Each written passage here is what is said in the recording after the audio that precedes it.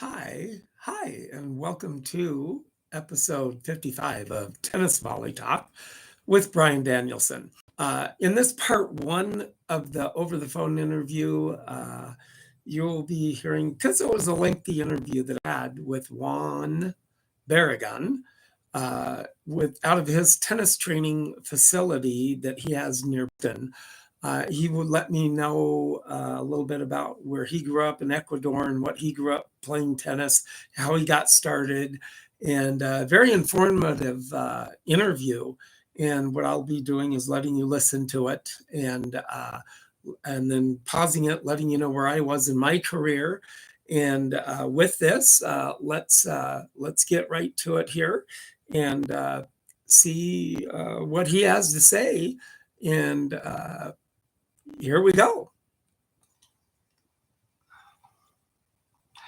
Well, thank you for joining me back here on Tennis Volley Talk, episode 55 of Tennis Volley Talk. Now, today, I've actually got a phone interview going on, and it is actually with Juan Barragan, and he is actually the owner of the Tennis Training Center in Massachusetts.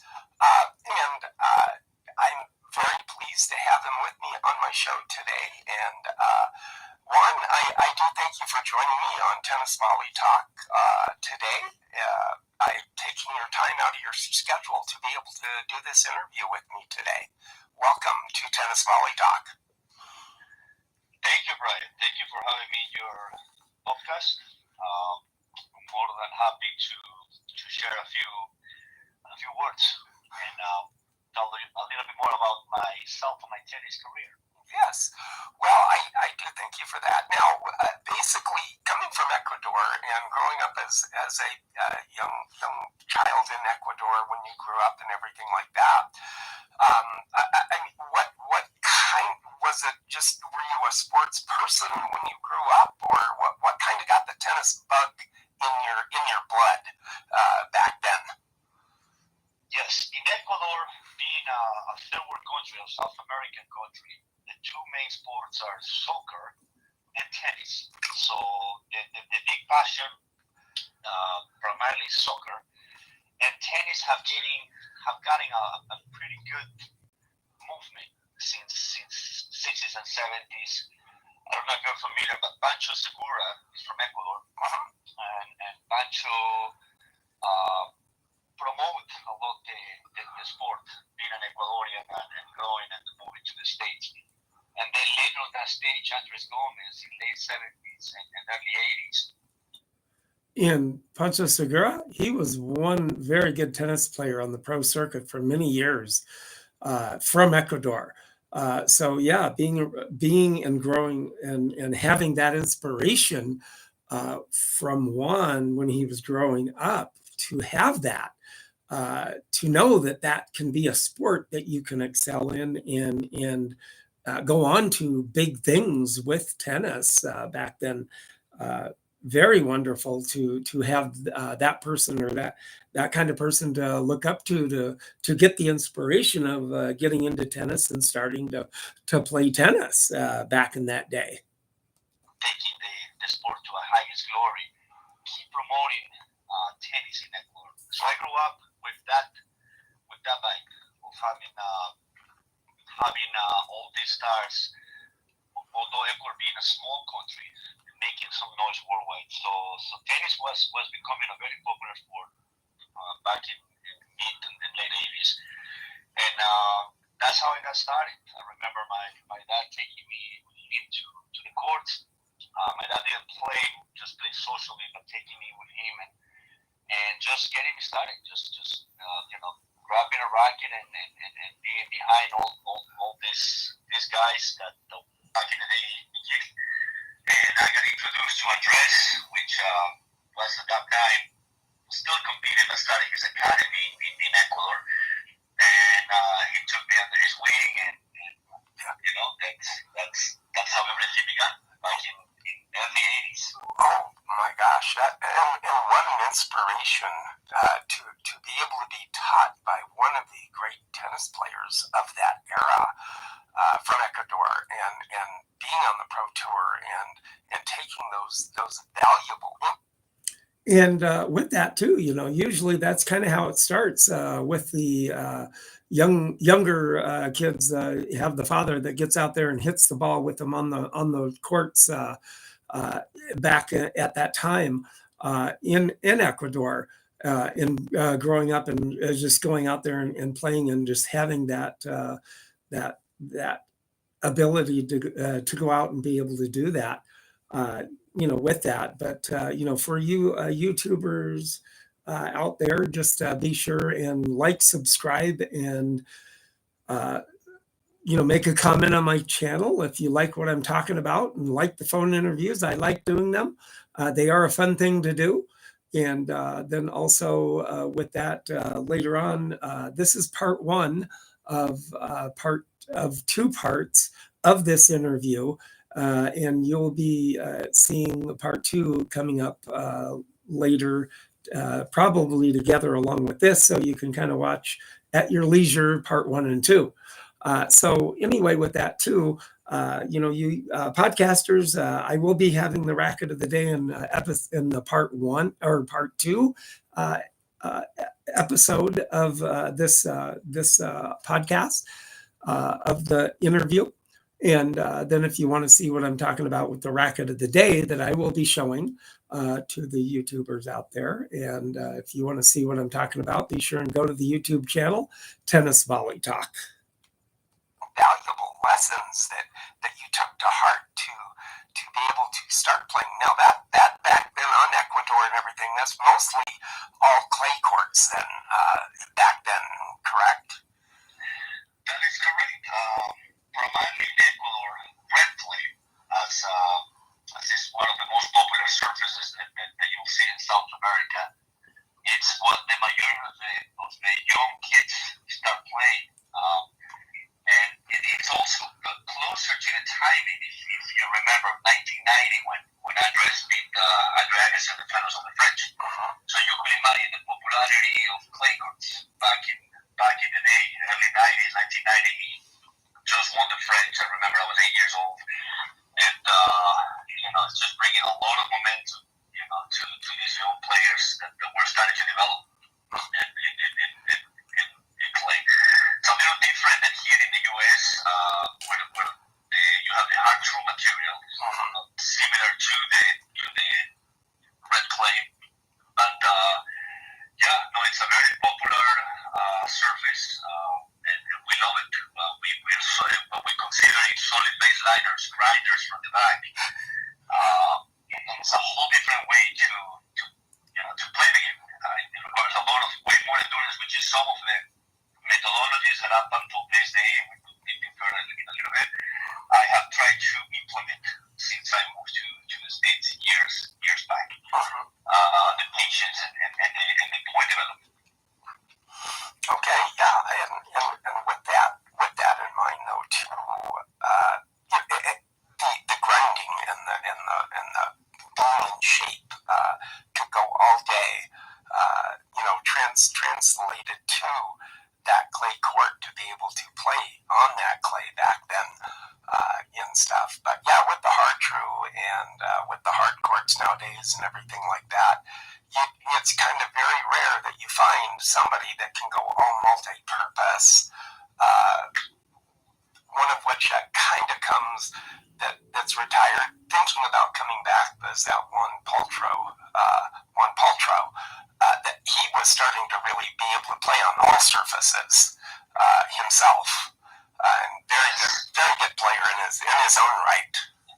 Yes, Juan Martín del Potro, I consider him, also one of my top favorite players of the last, I would say, 15 years. It was a shame that he had several injuries that affected his career, but the height that he had, the power of that forehand, and the ability to move, and that's something that we could kind of nitpick a little bit, but tennis, as you know, is a sport that height really helps for many different purposes, and if you're shorter, like I'm 5'9", and either you have the height to be able to have a better serve, better court coverage. Yeah. Court coverage matters, and how you take the height of the ball also within the strike zone.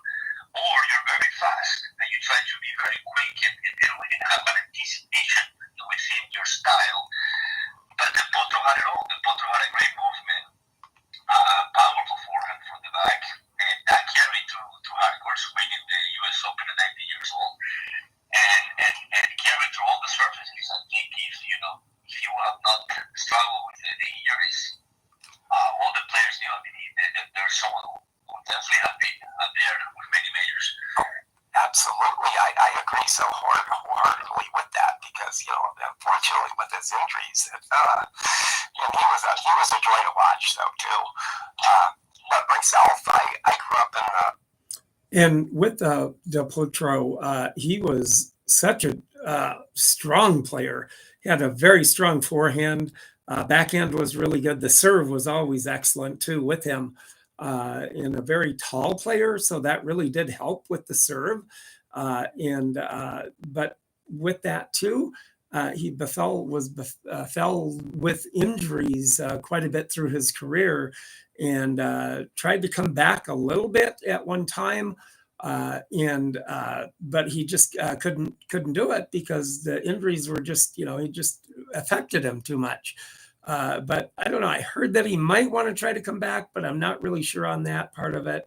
But a very good player in his own right to actually, to start playing on all four surfaces of everything. So yeah, with that too, he was a gem and a pleasure to watch with his raw power that he had in playing, with what he did. And everything too. So, with that too, as far as that goes, I just kind of wanted to just make sure that he was just a very good player all the way around. I started my tennis career, probably like 68 back in junior high.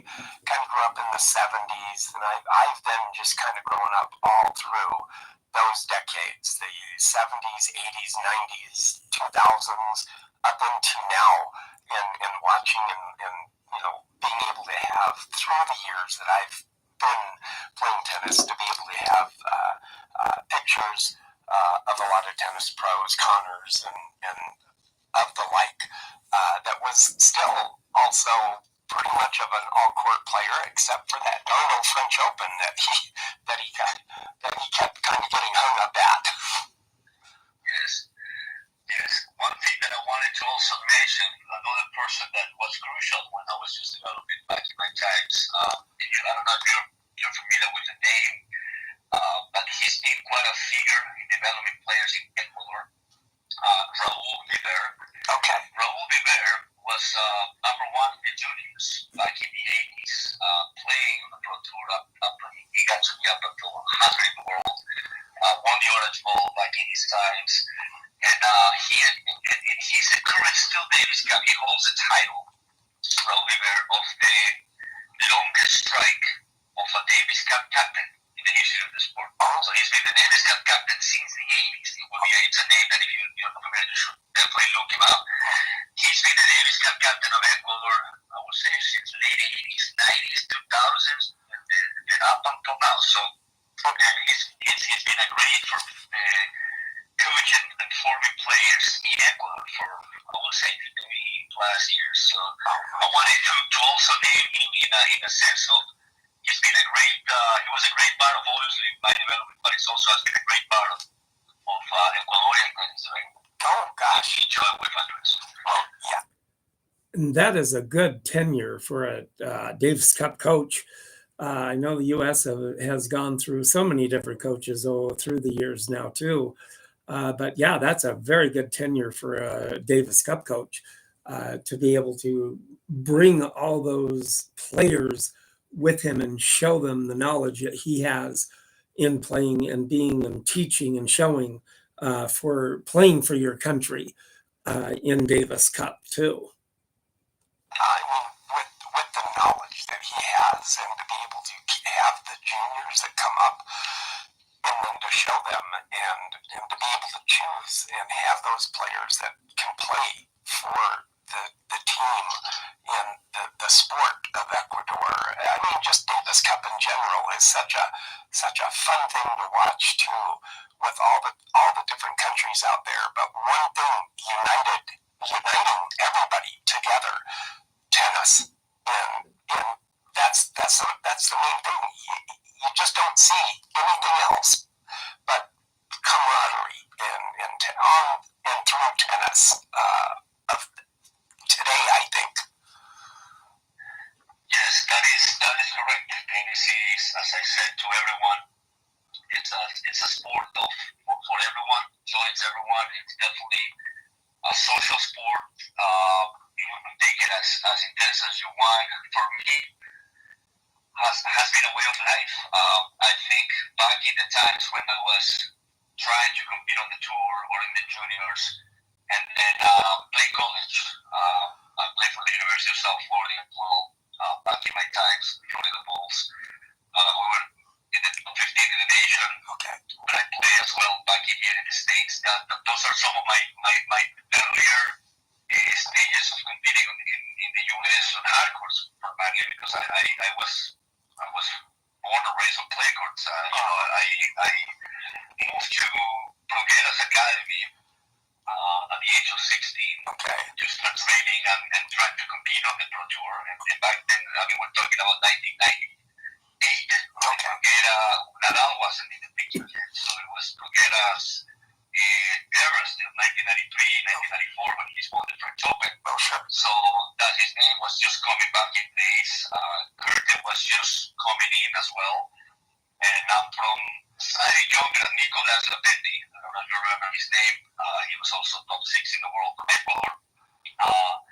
Up until, 16 or 17, that I joined the Davis Cup for Ecuador, one of the youngest players who joined the Davis Cup team of Ecuador. And I had the luck and the experience to share that team as a youngcomer at 16 years old. Oh my gosh. Having Nicolas Lapetti, who was back in the day, 1999, he was top 6 in the world. Yeah. He was just coming from making semifinals of the Australian Open of 1999. Number 2, there was another guy, Xavier Morejón, who was in the top 120. Then Andres Gomez, who was still playing doubles. Oh, so I had the chance to still be on the team with Andres. So for me, that was a good dream. And obviously, I was 60 years old and newcomer, just top promising junior, just joining the Davis Cup as a fourth rower. So it was pretty unique. So that must have been very unique to be able to be on the Davis Cup team with his idols that he grew up with, and to be able to hit with them and practice with them, and let alone play with them in competition, must have been just exponential exciting to be able to do. I mean, that just, in awestruck almost, being that young and being able to do all that. But for a little bit, I bet you he was awestruck to a point.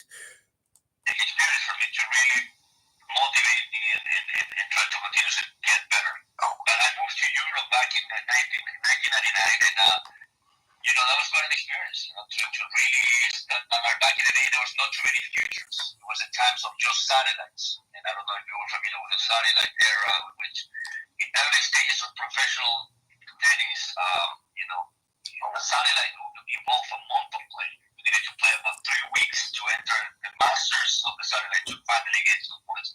So to really make it on the tour back in the day was very, very tough, as you needed at least 3 to 4 weeks of consistency to get a few ATP points. Not like these days, which is still very difficult. Yeah. But it's more a week-oriented tournaments, which is where the futures were created to promote more the early stages of professional tennis. But I think the traveling, the seeing different surfaces and experiencing different type of backgrounds on the tennis world really helped to shape up a player and give an exposure. Absolutely. And I'm sure being 16 and being able to play doubles with one of your idols, and to me, it's just kind of amazing how somebody, to a point, you're playing and you don't want to make a mistake, and you shake a ball and you're going, oh my gosh, here I am. What am I doing? He's thinking I'm really bad now or whatever. Yes, it's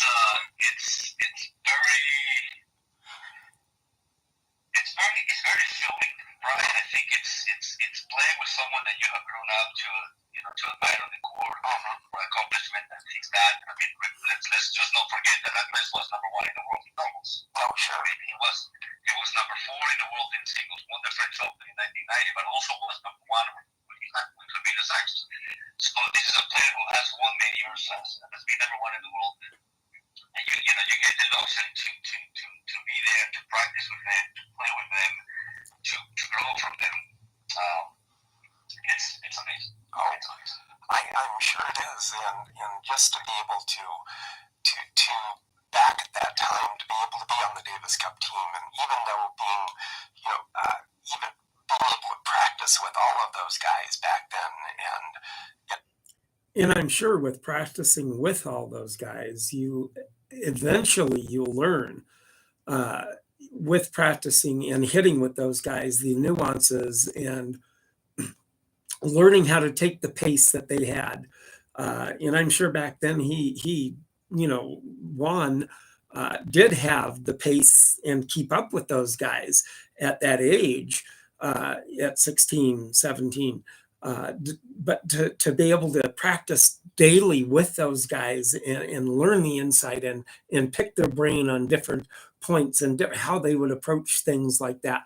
What an exponential way to learn and have that tennis knowledge to be able to hit that ball or hit that volley or hit that backhand or hit that forehand, one way or the other, to have that knowledge with growing up and hitting with those professionals that he was hitting with and being able to chance to play with. And just to experience that.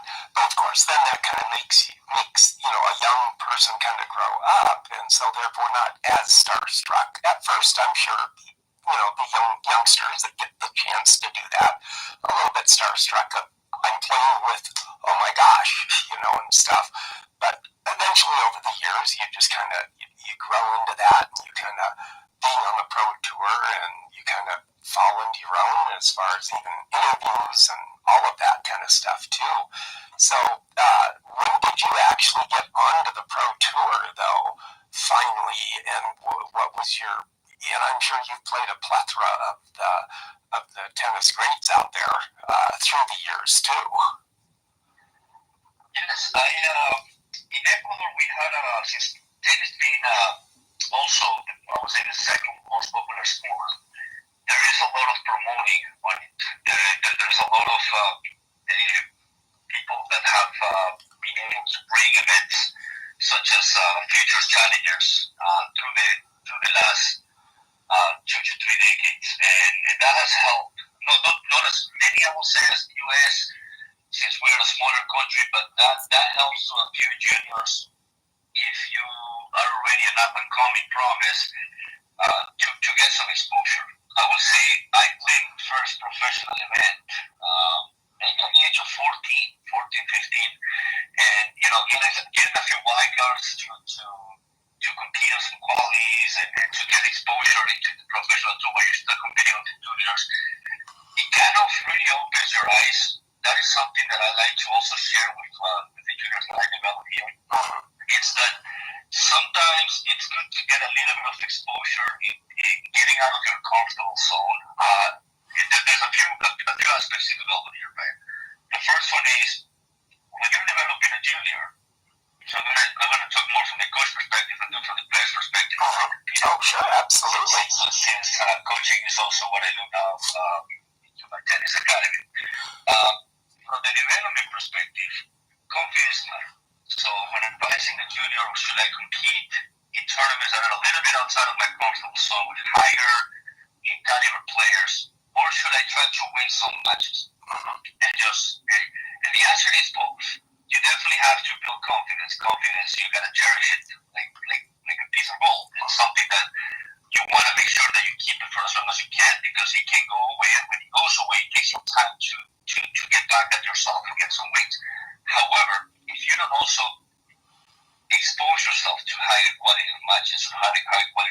players, you don't get to experience situations out of your comfort zone, and you don't get to see, well, how can I get there?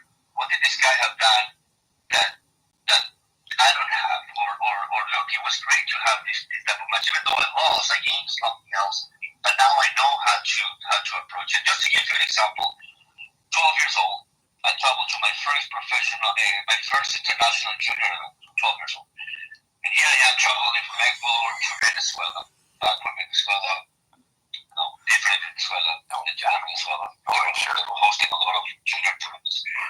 And I go and play with the first round of this junior tournament, and you'll see the relevance of this with this young player from Argentina. Little did I know this player was Guillermo Coria. Oh my gosh. And I go into the court 12 years old, and I lose 6-0, 6-0. Oh gosh. My first international event, I was already a top player in Ecuador, goes to Venezuela thinking already a big shot. And I can't have my butt kick. The moral of this, and I didn't see interruptions here. Oh gosh. Guillermo was already an up-and-coming promise, number one maybe in the world, 12 Fernandez back in the time. Little did I know that. And it makes me kind of see, okay, so what is what he's doing? He's doing this. What does he have that I don't have? Yeah. And I came back to Ecuador with a different mentality back then. You know what? This is what it's all about. It's not about the loss. It's about what did I need from this loss. So getting back to the topic of, do I need to get exposure into the professional tennis at an early age just to see what it goes behind, to experience that you cannot play pro tennis if you're not an athlete. Oh, that's true. If you cannot handle it, and then bringing that into your junior career. And yes, you gotta stick to your lanes, and you gotta stick into things that you gotta still. And so with that too, learning how to kind of accept, well, yeah, I got beat badly, but yet to kind of accept that and then learn from what did I do wrong? What can I improve on to get better against the better player and everything to be able to and do the strategy and doing any kind of different strategy with that. So yeah, with that too, just you YouTubers, just be sure and like, subscribe, make a comment what you like, if you like the phone interviews. And you're going to be seeing a racket of the day pretty soon for you podcasters out there. You're going to be able to hear what I say about the racket of the day. And with that too, if you want to take a look at the racket, be sure and go to my YouTube channel, Tennis Volley Talk, to take a look at that. So now with this, what is going to end is part one of this interview over the phone with Juan Barragan. And you will be getting part two coming. And then so you can listen to, at your leisure to part one and two. But I figured I'd break it up a little bit instead of having such a long time of listening for so long. So with that too here in mind, I will get to part two, and you'll hear the continuation of this interview here in part two. So thank you for listening on part one, and be sure and continue and watch part two, and I will get back, and you'll see part two coming up pretty soon here too. So thank you, and keep on listening.